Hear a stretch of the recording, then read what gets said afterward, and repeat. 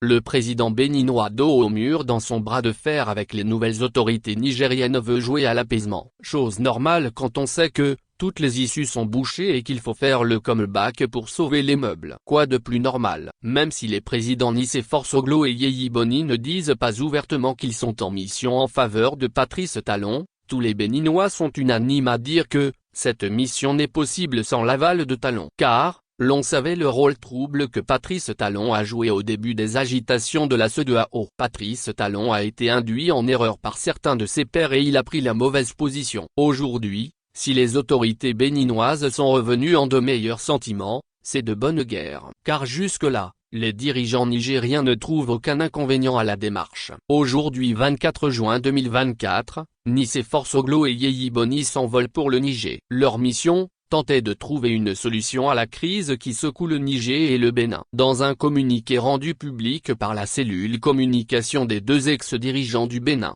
des échanges sont attendus entre les deux personnalités béninoises et leurs hôtes afin de contribuer à rétablir les relations cordiales, fraternelles et mutuellement avantageuses établies par les pères de nos indépendances. La démarche a reçu l'aval des hautes autorités nigériennes. Nicéphore Soglo et Yeyi Boni se disent redevables aux pères des indépendances, de la poursuite de la coexistence pacifique séculaire qui prévalait entre le Bénin et le Niger. C'est ce qui justifie leur démarche, renseigne le communiqué. Ils ont exhorté les populations des deux nations à demeurer en prière pour accompagner cette noble mission pour une décrispation de la crise.